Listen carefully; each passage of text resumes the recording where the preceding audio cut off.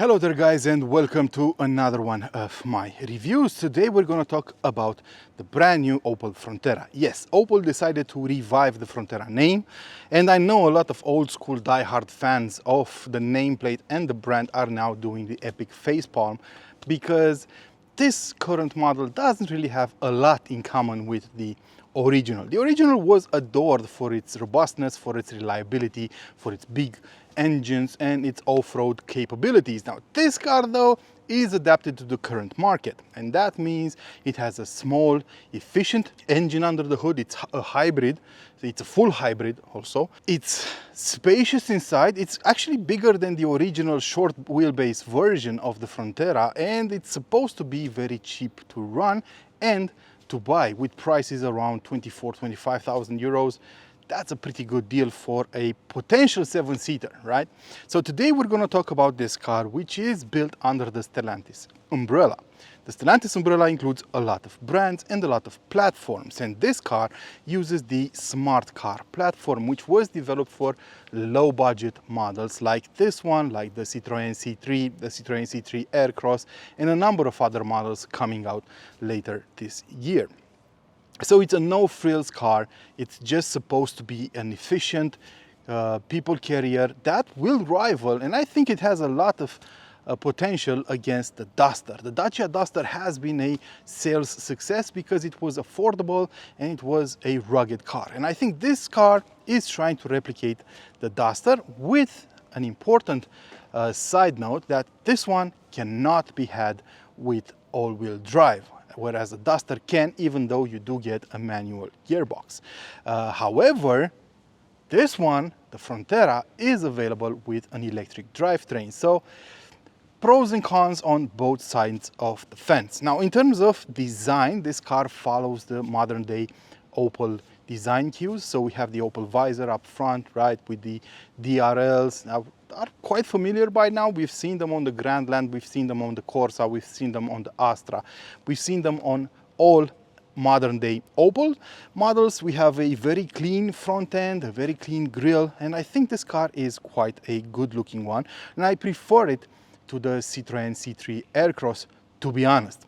Now, in terms of size, theoretically, this car is in the B segment, so it's in the subcompact crossover SUV segment, if you will. So it's not as big as the Grandland, for example, which is a C segment car, but it's not that far from the C segment either. So its rivals, theoretically, are the Hyundai Kona, for example, the Dacia Duster, the Ford Puma, the MG ZS, right? So low cost, low price versions, but most of them are smaller than this one. So the size of this car could be one of its main attributes here. So you could consider it a C segment car for a B segment price, which is not a bad deal whatsoever. To be more precise, this car is about 4.4 meters long and it has a wheelbase of 2.675. So it should be quite spacious inside, because in terms of wheelbase, it is bigger than I think all of its rivals in this segment. I think the Bigster comes close, but the Bigster is a C segment car, right? So this should be a spacious car for 5 people. Now, the thing you should also know is the fact that you can have this car with a 7-seat configuration.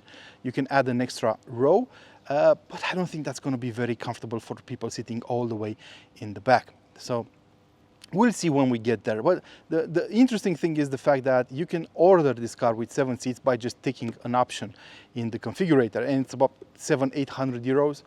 That might be worth the price tag. This car is also built in Europe, so it won't be subjected to any import taxes. It's built in Slovakia, where Stellantis has a factory, and of course the C3 Aircross is built on the same factory. So overall, I actually like it. Now, unlike the C3 Aircross you saw on my channel a while back, this one has a very streamlined configurator. You only get 2 versions you can choose from, Edition and GS, and depending on the level of equipment you want, you can choose between them. Now, you can tell the difference between them. The easiest way to do that is to look at the wheels. If you see a Frontera on the road with 16-inch steel wheels with those white patterns. You've seen those already.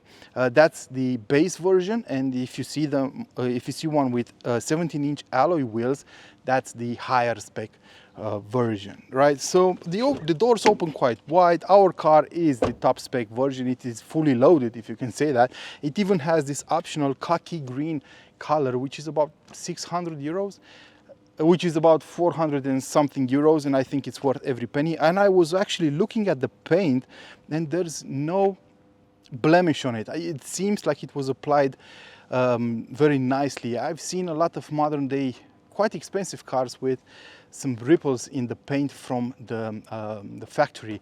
This one doesn't. I am quite impressed by the paint job on this car. The rear end is quite boxy, and I actually like it, and I think it looks pretty good overall. So what's under the hood? Well, it's a very familiar power plant, because to be honest, Stellantis on these lower end or cheaper alternatives doesn't really have a lot of options, does it? So it only has a 1.2 3-cylinder engine and a 1.6 4-cylinder, which, by the way, the 1.6 is only available with a fully hybridized plug-in hybrid setup right now.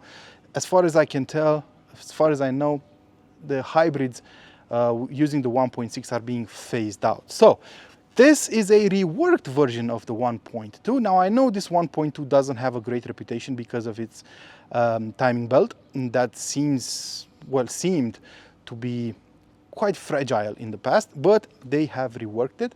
For quite some time now, the 1.2 doesn't have a timing belt anymore. It has a timing chain, right? It has direct injection, a variable geometry turbine, and in this case, it's a hybrid. It's a full hybrid, I would say, even though Opel says it's a mild hybrid. Overall, the ICE makes 136 horsepower and 230 Newton meters of torque, whereas the transmission, which includes an electric motor, has 29 horsepower and about 50 Newton meters of torque. And Opel says that this car can deliver up to 145 horsepower to the front wheels alone through that 6-speed double clutch gearbox. So it's quite a simple setup, and it's actually enjoyable to hear the electric motor go through the gears whenever you're driving this car, because yes, the electric motor uses the gears in the gearbox, and you can actually notice that when you're driving the car. We also have a 0.85 kilowatt hour battery. It's a NMC battery, if you're interested in that, and the car does recuperate a lot of energy on deceleration, which is quite impressive. I'm going to talk about all of that when we drive it. In terms of suspension, we're talking about McPherson up front and a torsion beam in the back. It's a simple solution used for low budget cars, and overall this is meant to be a very efficient power plant. How efficient? We're going to see in a minute. Let's talk about the interior by starting at the boot. No matter which model you go for, you will get a manually operated tailgate, right? So you cannot get an electrically operated one. The boot has 460 liters max, and the boot floor has two positions. This is the one for a zero loading lip, right? But you can also position this in a lower position in order to have the maximum amount of room, but you will have a loading lip. We have additional storage spaces to the side, two anchor points, right, for your luggage, and a light in the boot to see what you're doing. The rear bench is foldable in a 60/40 configuration, and if you fold the rear seats, you get up to 1600 liters of space. But this is the boot for the 5-seat configuration. If you get the 7-seater, of course, it's going to be smaller.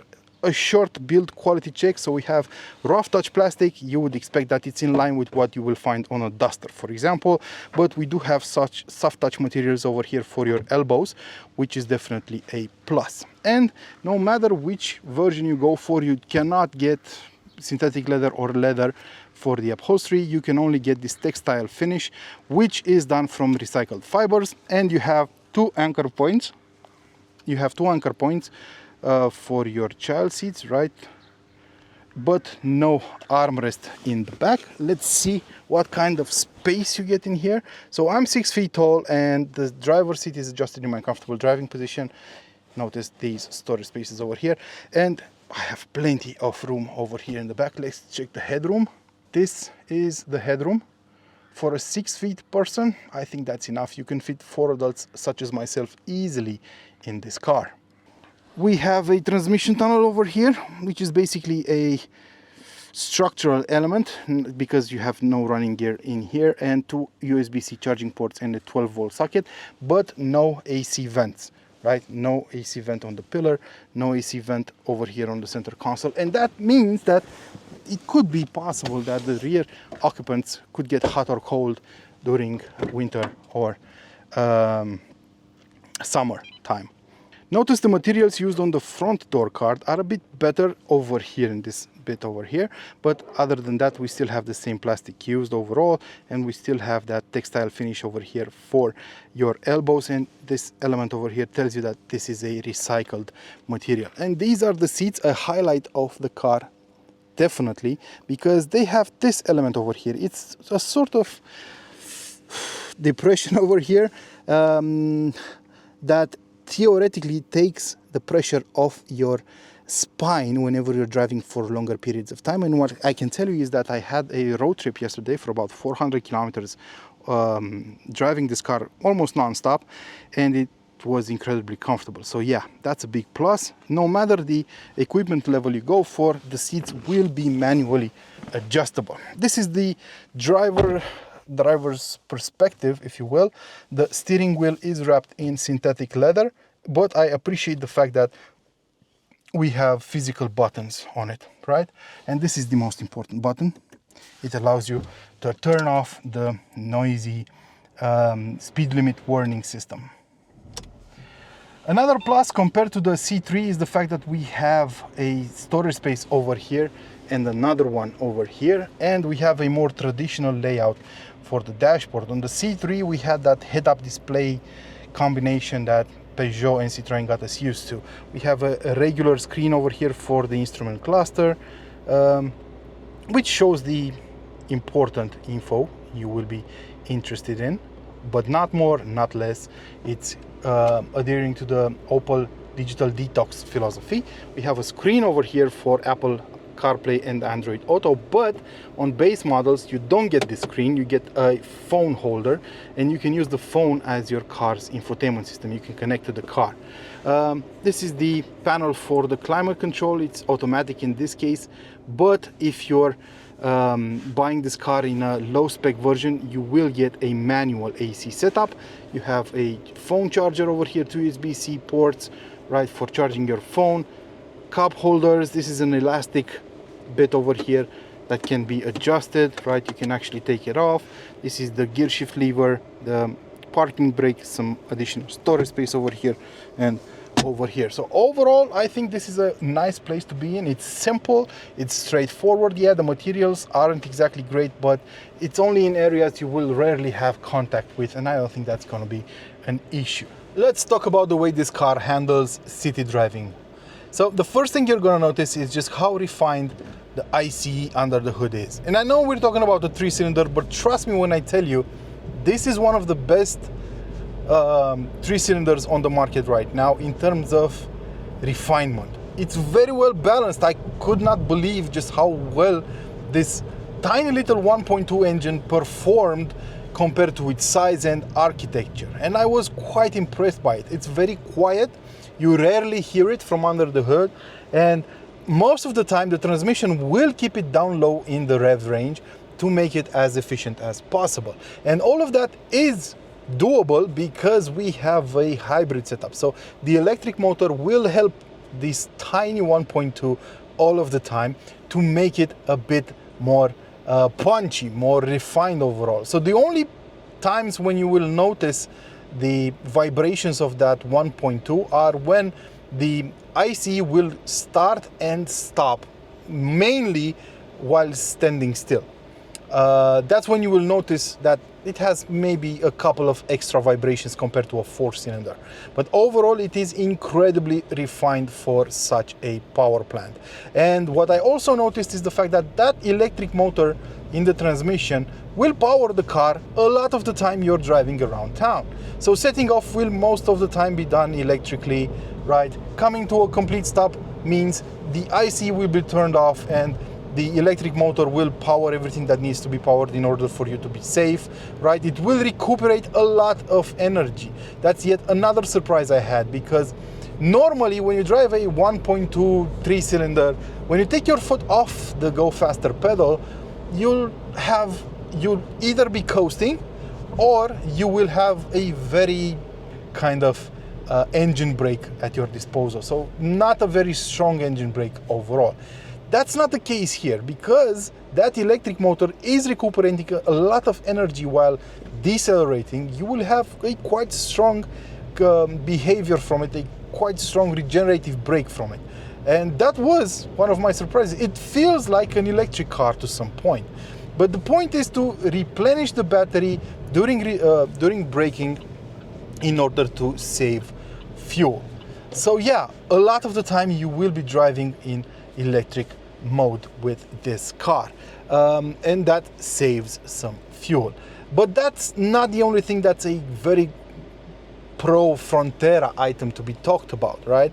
Since the IC is kept very low in the rev range, you will rarely hear it, right? Even when you press harder on the accelerator, you don't really hear it scream like other 1.2 3-cylinder units do these days, because they are quite popular on a number of cars nowadays, right? So it is a refined experience overall. The gearbox is also very well set up. It does have a couple of hiccups when shifting into second or first when slowing down, but not all the time.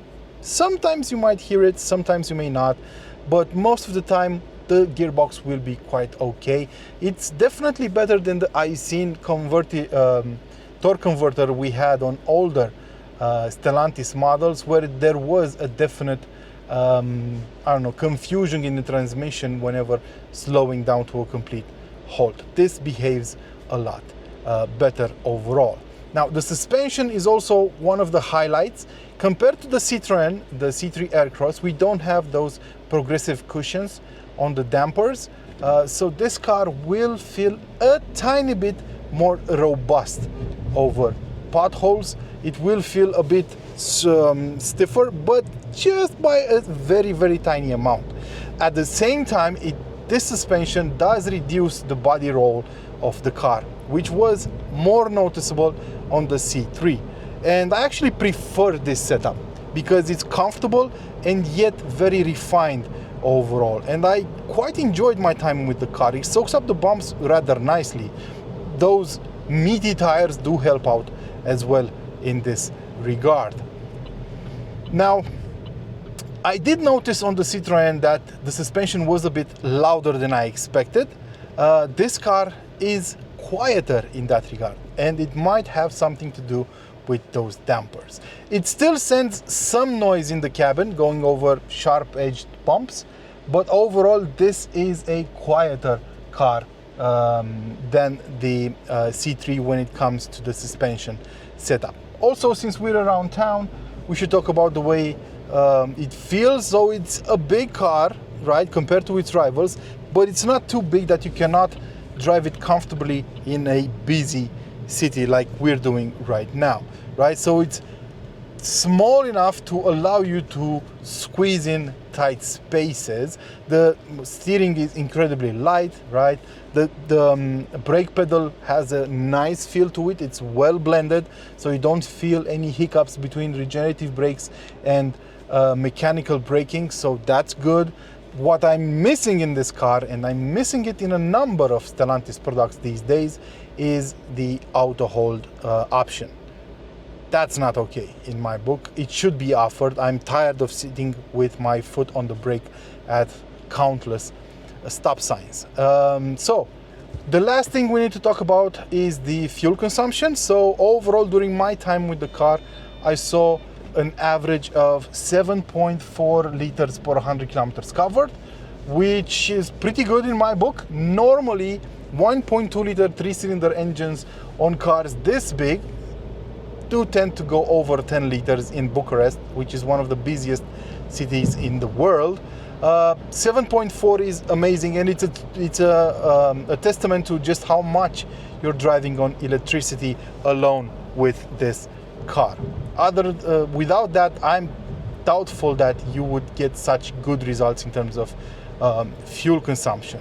The car is rather light on its feet too, under 1.4 tons, and you will do 0 to 100 kilometers an hour in 8.4 seconds, which is not bad at all. It's not a rocket, but it's pretty decent overall. Outside the city limits, you will probably be wondering just how good this car behaves on B roads and mainly on highways, because you'll most likely spend your time on the highway. So on B roads, this is even more enjoyable than around town, because the ICE will be just humming in the background, really quiet and refined. The gearbox is less annoying, and the overall enjoyment of the car improves. You have these very comfortable seats, and long trips will be a breeze. At speeds up to about 100-110 kilometers an hour, the noise inside the car is not disturbing at all. It's a very refined feeling actually for such an affordable car. But then you will probably be wondering how it behaves on the highway. We're just entering the highway right now. Just to recap, on B roads at an average speed of about 80 kilometers an hour, the average fuel consumption of this car was under 5 liters per 100 kilometers covered, which is absolutely brilliant in my book. Let's test just how fast it reaches highway speeds. I'm accelerating from 90 kilometers an hour, 100, 110, 120, and I have to slow down because there's a car in front of me. Now over here in Romania, the speed limit is 130 kilometers an hour, which is above some countries in Europe. That's about 81 miles per hour. I'm using the car at 130 kilometers an hour, as I usually do. And I have to say, the engine actually feels quite punchy, even over 130 kilometers an hour. So you'll be doing sprints in this car, no issues whatsoever. Yes, it's not an M5, it's not eye-watering fast, but it's going to be enough for most situations. At 130 kilometers an hour, I also tested the car with my not so trusty decibel meter, and I recorded an average noise of about 80 decibels, which is okay. It's on the higher end of the spectrum, but it's, at the end of the day, it is a very affordable car, so you can't really expect 7 Series levels of quietness inside, even though the 7 Series wasn't all that far. Of course, let's do another run, right? I'm going to slow down to 100 kilometers an hour. Let's go. 130, let's reach 130, 100, 110, 120, 130. So yeah, I think overall you'll be fine with the performance of the car as long as you know its limits. We also have to talk about the fuel consumption on the highway, and that was 7.2 liters per 100 kilometers covered, which once again I think it's a pretty good result. Yes, this is no diesel, but then again I think it has plenty of potential for this kind of usage. Most of the noise you'll notice inside the cabin comes from the windows and from the wheel wells, but it's not that disturbing overall. I think you'll be fine living with it, because at the end of the day you should be aware of the fact, and I don't think I stressed this enough, that this is a budget car, so you have to adjust your expectations, but it's not a bad car at all. So what's the takeaway then? Well, the Frontera is definitely a car to look at if you're looking for an affordable ride, especially if you're looking for a 7-seater, even though it might be a bit cramped in the back. But if you have children you want to carry, I don't know, to school, to soccer practice, to football practice, or anything like that, it might be the car for you. It's affordable, it's easy to run, it's going to be very efficient. In some cases you will have discounts, access in low emission zones and so on and so forth. And the engine under the hood should be rid of all the issues that plagued the 1.2 PureTech in the past. Only time will tell how reliable it is. For now, it's way too soon to talk about that. But overall, I spent a lot of time in this car and I thoroughly enjoyed it. The comfort and the seats in this car being one of its highlights. So this has been my review of the Opel Frontera. Let me know what you guys think in the comment section below. And until next time, please don't forget to feed your passions.